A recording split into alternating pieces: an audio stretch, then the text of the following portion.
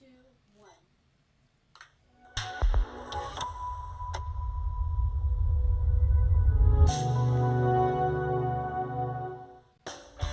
Welcome to the Expanding Your Search and Stopping for Directions podcast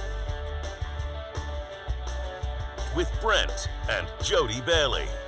We are growing our circles of connections and knowledge together with encouraging conversations and positive communications. Today, Brent and Jodi welcome the founder of iamhelp, John David Romick.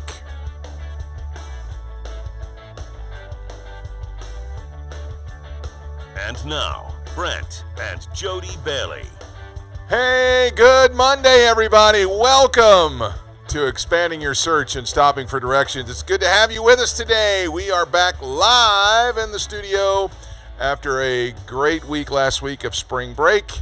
I'm glad to say it was a good week. We had a good restful time. Our kids enjoyed the time off from school. And right now we're heading over to the tech booth where Jodi and Preston are in the house working diligently today. So Hey everyone. it's good to see everybody. Everybody recovered from your trip? Yeah. I think we are. We drove, and it was a long drive, wasn't it, babe? It was excruciatingly long. It was. And these kids were so good and so quiet the whole time. Yeah, well, that's what happens when you give them NyQuil. No, they were really good. They sat in the back. We drove to Kentucky to see my parents for that, and then we spent a couple of days in Atlanta touring around, looking at movie sets and things like that. Yep. And we got to go by where they filmed Cobra Kai. Yep. And we wanted to walk up there and say, "Fear does not exist in this dojo, does it, Mr. Lawrence?"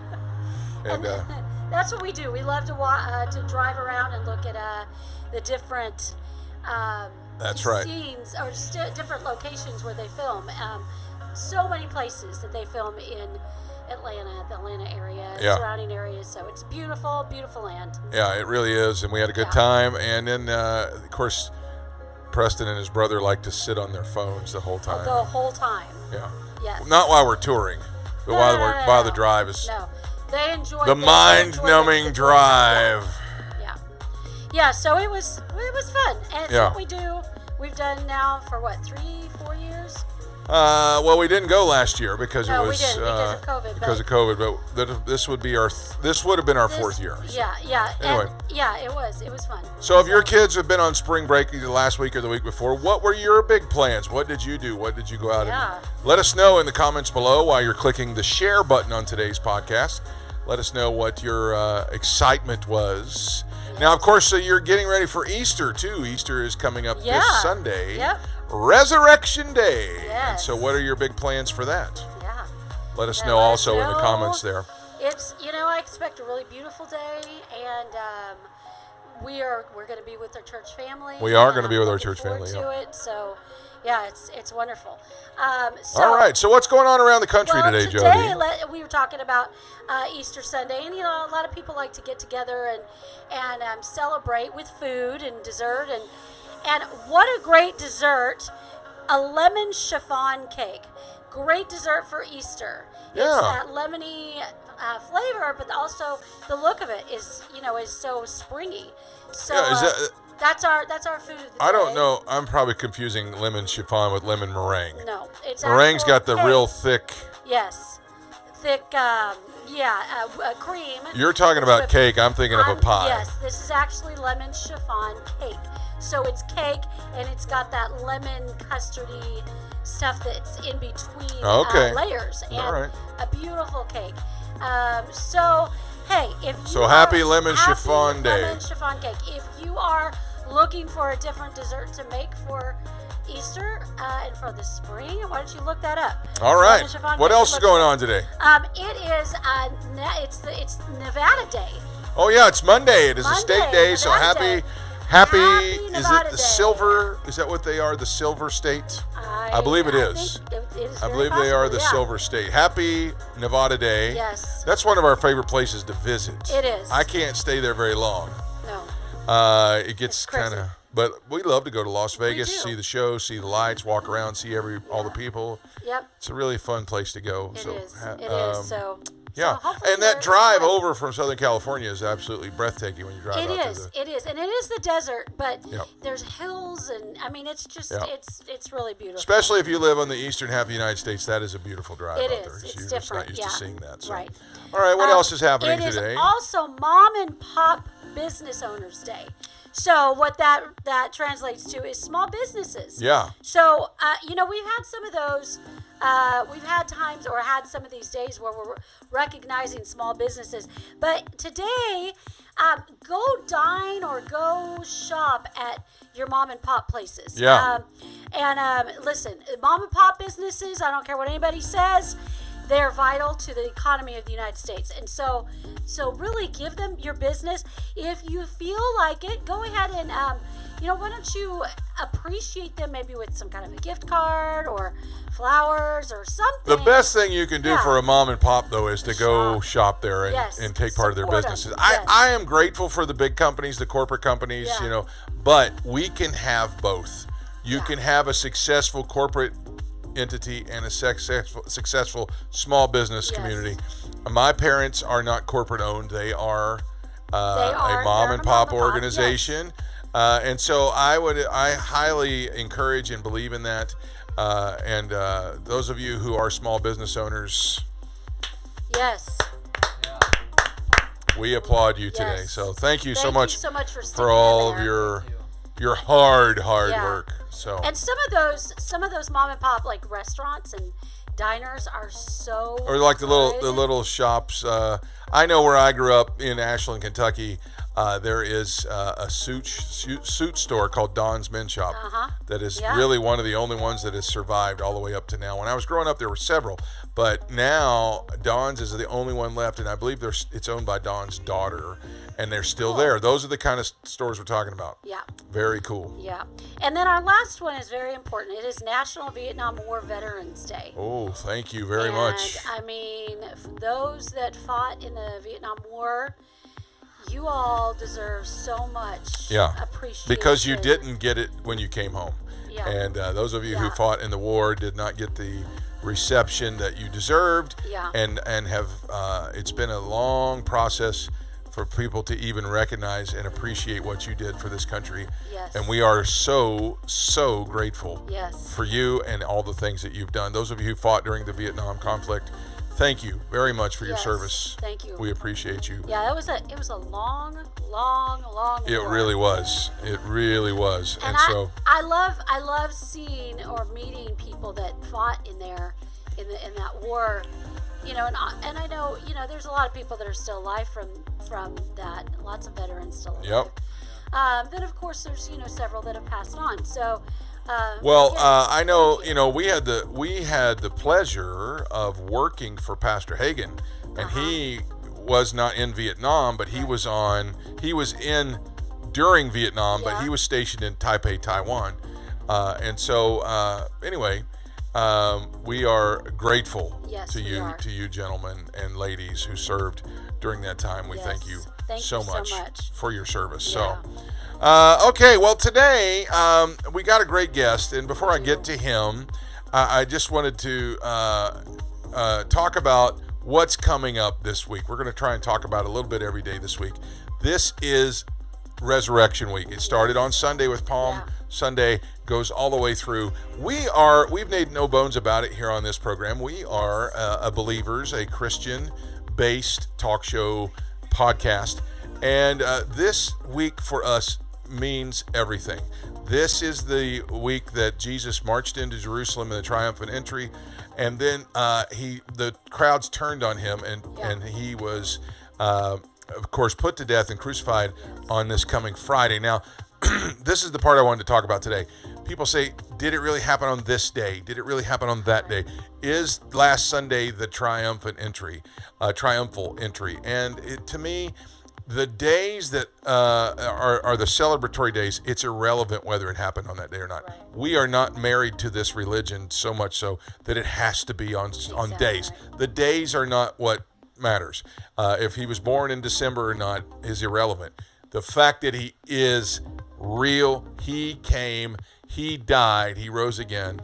Whether he marched into Jerusalem yesterday or not is irrelevant. It's the fact that he did it. Yes. And if I just choose a day to celebrate that and in observance of that, that's what's important. And every day this week, as we are marching towards Good Friday, this is a week that matters for you as a believer. So allow yourself to celebrate Easter this year in a way that represents what Jesus did, not when he did it. All right. All right. That's what's going on around the country today. And now let's jump in with our guest as we expand your search.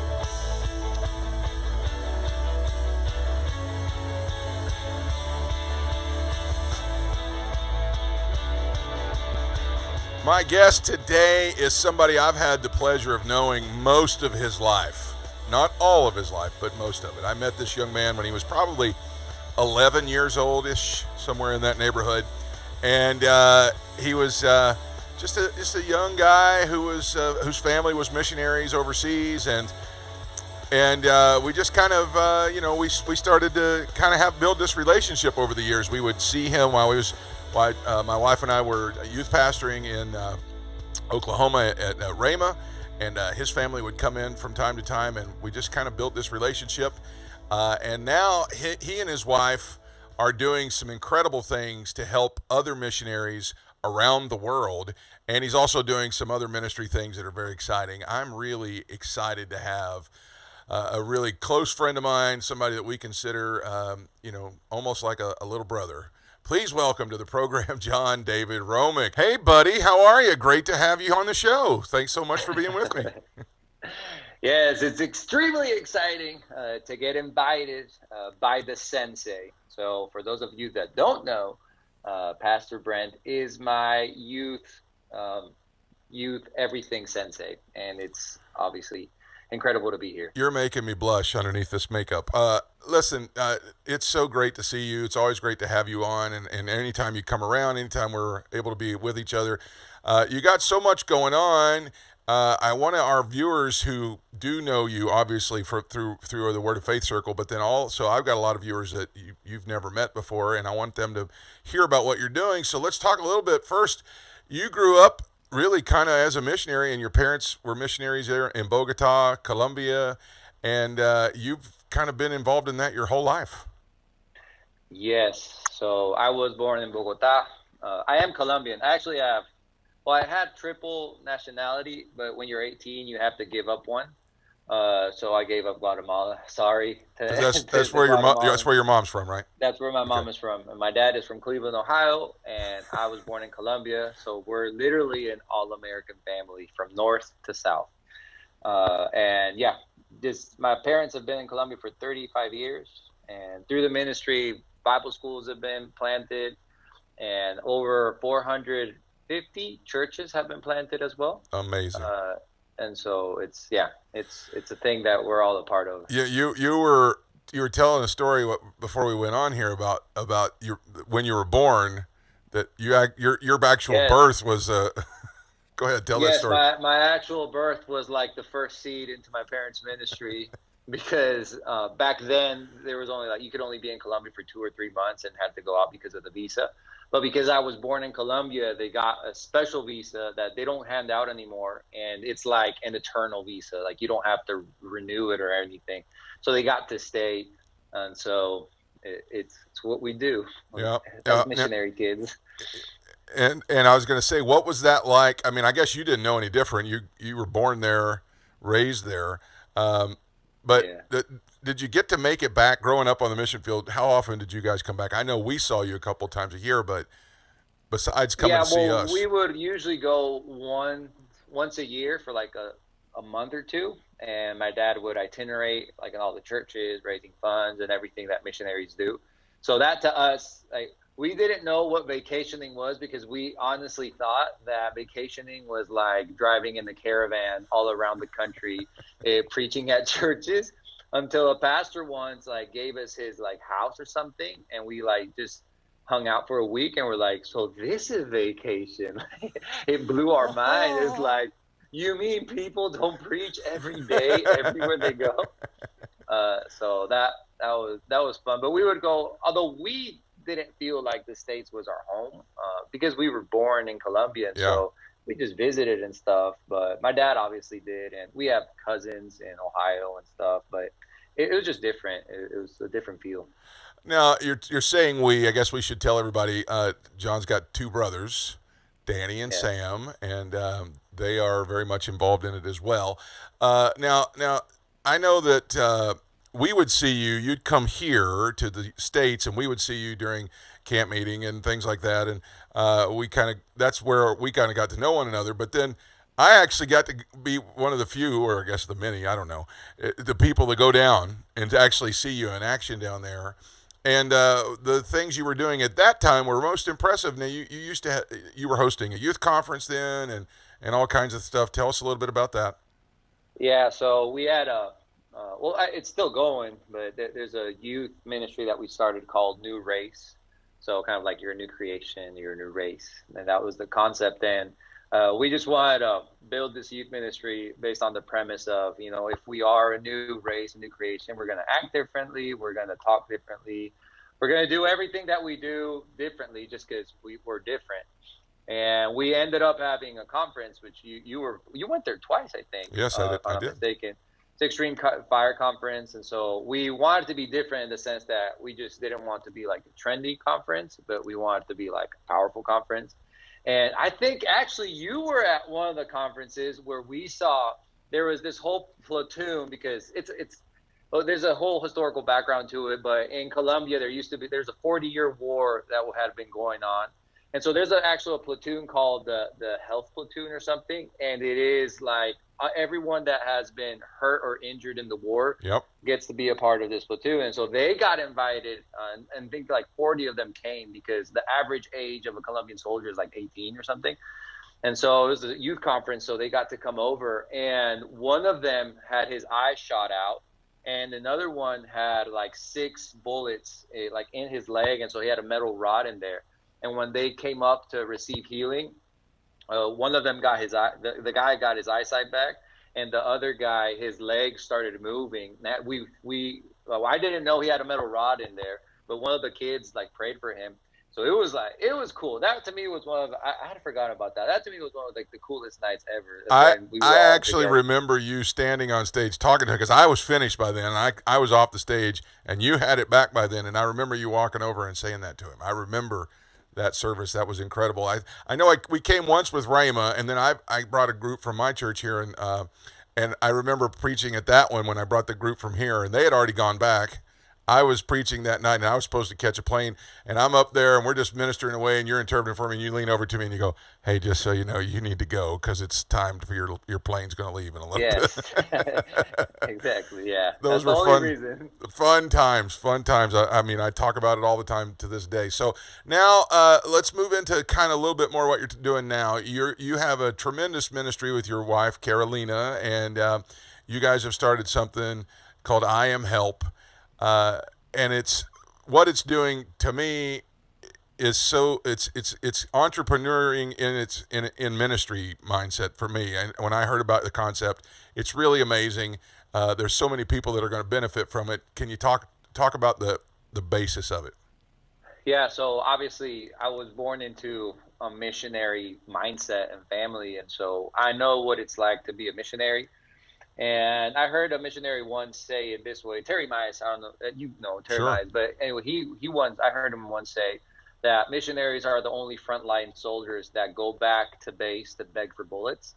And that always resonated with me, because that to me was my vacation time. My vacation time was traveling with my dad, begging for bullets in the way. And it's not a sob story or anything like that. It's just the reality. So God put it in our heart first he just put in our heart missions again, just like revived missions. I couldn't like get it out of my head. So I thought I was just going to go to Southeast Asia or something and just like plant a ministry. But then he told us to not reinvent the wheel, but to help those that have already started things around the world. So what we decided to do is basically itinerate for missionaries and help them communicate what they're already doing, and helping the missionaries know that what they're doing is amazing, And all you need is maybe like a tweak in communication, which is where my wife comes in, because that's what she studied. She's like a communicator and designer, and like storytelling to her was like, that's what she learned 10 years ago. And so just being able to communicate, raise funds, raise awareness on what missionaries are already doing, and how you as a church or you as a person can be connected to missions in different ways. It's our heart. And so that's what we call the iamhelp, because this is not John David Ministries. This is not Carolina Communications. This is all about helping and bridging the gap between those that are helping and those that want to help. So how does that work? If somebody has you come in for an itinerating thing, are you coming in and are you doing a normal service, or are you presenting the program? How does a service with you work on the weekend? Well, to be honest, what we want to do is we don't want to be invasive at all. Like, we don't want to be just another like NGO or something like that. Sure. So what we do is we just impart vision, and that's so when I get invited, we just speak from the heart, whether of things that we've seen. Listen, we went to Venezuela a year ago, and we met this guy. He takes this yellow bucket to this jail cell. And so you would love it, because I know you've seen Prison Break before, but this Prison Break is like season 3. This prison is like season 3 of Prison Break, where the government's not in it anymore. They just gave it to the people in the jail. So there's this one guy that is like the head boss or patron of the whole jail cell. And so he's got like a house with a pool inside of the jail. And so, but he has allowed this missionary to have like a prayer group as long as he brings in food. So all he has is this like yellow bucket. And so in this yellow bucket, he pours in 60 soups, but his prayer group is like 300 people. And he says that every Monday he's able to serve 300 soups. And their slogan is, just don't look at the bottom. Just don't look at the bottom. Just keep serving until everyone is filled. Like mind-blowing. And so that's what we communicate. It's like, hey, we're not trying to push you into missionaries or missions. This is just what's happening, and you get to be a part if you want to, by prayer, by giving, by just, sharing the message. And it's awesome. That is amazing. I mean, that's the kind of thing that people need to hear about. You hear, there are so many stories that people hear that, oh, this happened on the mission field. I wish I could tell you more. That's really the kind of thing you're doing, is communicating those kind of stories. Well, you got any more? I want to hear another one. Yes. So that one's like one of my favorites because of all that they do. We ministered in this place in Venezuela, this other city that used to be the witchcraft capital of the world. And they hadn't had like any ministry campaign, camp meeting or anything for like a couple of years. And I was like the first white guy that they had seen in like 5 years because of what's happening economically and everything. So we decided to do this thing. It's in the middle of nowhere called calabozo. And what calabozo means is like skull, is a skull. Like the place of the skull, like calavera, calabozo. Anyway.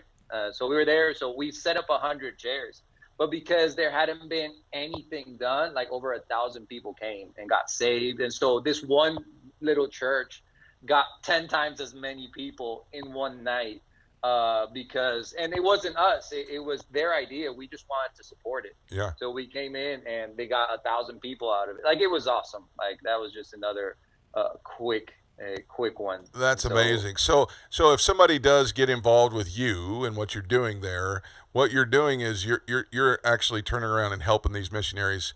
What actual help are you doing besides the communication part?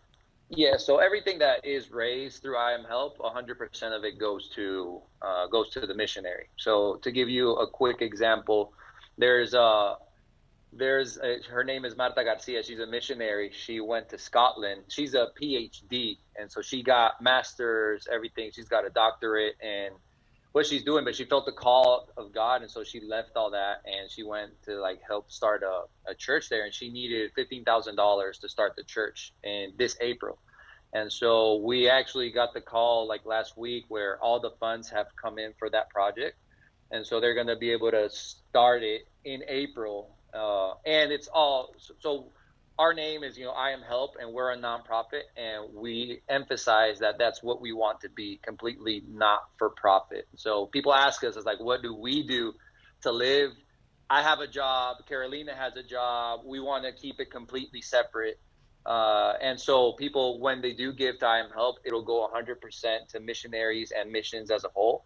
But that's not the only way they can help. You can help through prayer. So we've started like prayer groups for it specifically, because that's like the invisible part that makes the visible things happen.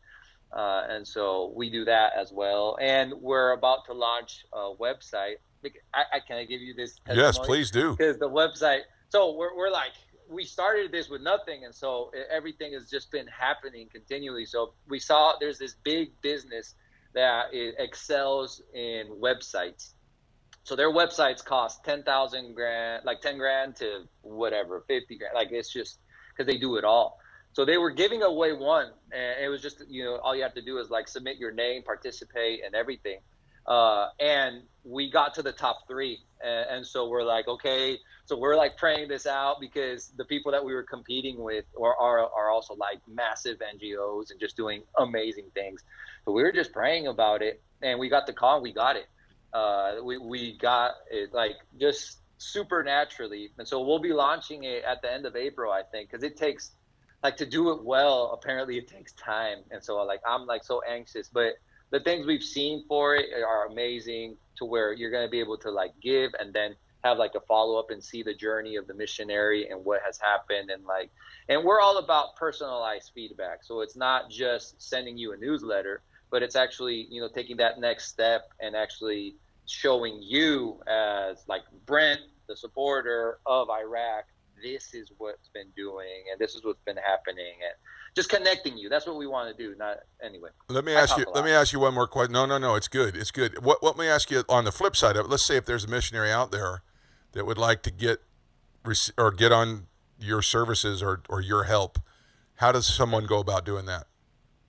Just connecting with us. What God put us in our heart. So when we got to the States, we're like, we're at a hotel. We didn't even have a place to stay. It's like, God, what do we do? And God just told us, literally, he said, start inviting people for coffee. Just start doing that. Start creating relationships, because what he put in our heart is, he wants it to be more than a transaction. He wants it to be a meaningful connection. And so that's like our slogan is meaningful connections for meaningful lives. And so we just start. So we've met missionaries through coffee. We've met pastors through coffee. We've made friends through coffee. There's been moments where I've had to drink like 3 or 4 coffees in a day, and I'm all jittery at night. But it's all for the kingdom. I've actually participated in that with you at the Wawa right there on Universal Boulevard. You showed me the way in Wawa. It's glorious. John David, man, I mean, to hear those kind of stories, it makes the hair stand up on my arms. It's just amazing. I'm so proud of what you're doing, and so proud of you. Before I let you go today, if you were just going to say, an encouraging word to somebody today, COVID seems like it's starting to loosen up a little bit finally, and things are starting to turn, but there's still a lot of uncertainty out there. Yeah. What would you say to everybody? Well, if I can, I'll give you one COVID testimony, because it's obviously hard to do missions when you're quarantined. And actually, last year was our biggest mission outreach yet. We were able to donate over $50,000 through COVID to different missionaries. And the way it was, we knew that we had to change what we were looking for. And we were looking for, in the sense, connections and people, money, results. And God put it in our hearts to just look for him, because when we have him, we have everything we need. So there was a moment where I was working at Amazon pulling boxes, like 18 miles worth of boxes every day, just like pulling. But God put it in my heart. It's like, we're still going to do missions while you're at Amazon. And we got a call from Uber. Like randomly, we got a call from Uber. They had found us. This person had told them about us. And through Uber, they're like, hey, we've got this excess of money. What can we do? And I was just praying it in the spirit in general at Amazon, FTW6. And while I was there, God just put in my heart, we're still going to do this because I'm not quarantined, was what he said to me. And so we got a call from Uber, and then with what Uber helped us do, we blessed 5,500 families that were quarantined in Bogota, Colombia, with food baskets. Wow. And it happened while I was working. So where we are at in life really doesn't affect what he can do through your life. And so whether it is quarantine, where it is, I was making, I forget what, like $15 an hour, which was great. But we had so many things to do for missionaries, and we had budgets and commitments and all these things. And God came through, not because I got a raise at Amazon, but because we just we changed our heart to what we were looking for. We weren't looking for results. We were just looking for his presence. And so if I had 10 hours at that Amazon place, I couldn't talk with anyone, had a mask on. So I was like, well, I can only talk to you. And so that to me was a blessing. Not at the moment, I couldn't realize it was a blessing, but it truly was a blessing to understand that when we have him, it's what Paul says, that he reached the pinnacle of success in education and religion, but he considers it all trash compared to the knowledge of knowing him and the power of his resurrection. And he considered that to be the true riches. And that's what we excel, and that's what we want, is to know him. Anyway. Amen. Folks, this is John David Romick of iamhelp. And if you'd like to get some information about that, the website, do you have a website now? And then it's launching this new one? So okay. It's iamhelp.co, iamhelp.co. Okay. And so it's still there. We have like a donor box set up for now. Okay. And also our Instagram account is help.im, because the iamhelp guy doesn't want to sell it to us yet. So it's help.im, and that's where we've been communicating everything and everyone. And to those that participate personally, we'll get a personalized response, all of that stuff. But all right. That's where we're at. So awesome. Proud of you, pal. Thanks so much for coming and being with us today. Looking forward to hearing more great testimonies. Give our love to Carolina and Pastor Joel, everybody at Word of Life. Tell them we said hi, and have a great rest of your afternoon. Sensei, thank you. Hey, all right. This is John David Romick. Now let's stop for directions.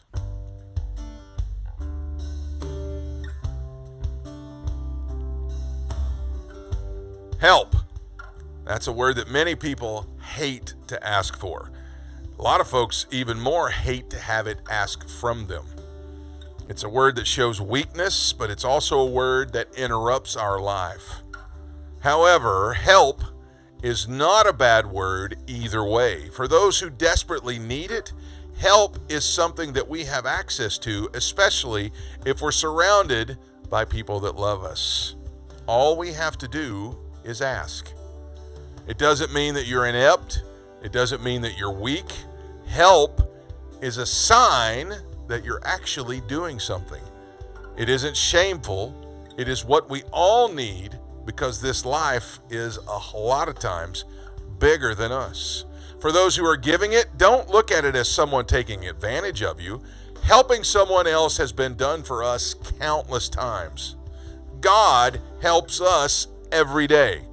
His word says that he is a very present help in the time of trouble. Can you really be a help to someone and not recognize that you're being like God?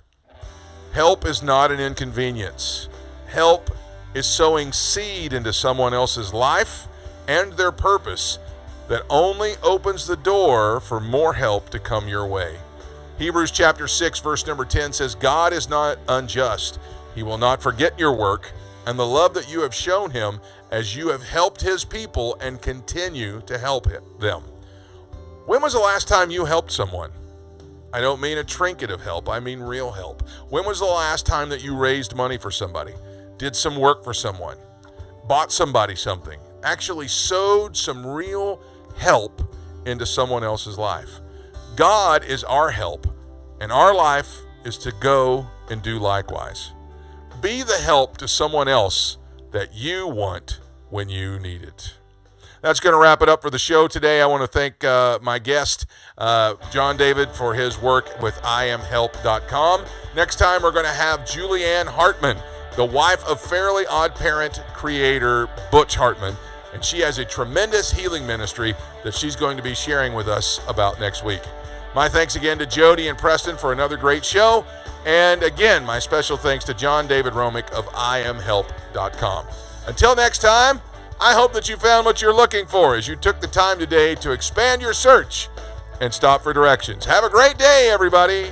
Thanks for joining us today. Connect with us on @expandingyoursearch on Facebook and Instagram and @expandingsearch on Twitter. Relive any of our episodes on YouTube.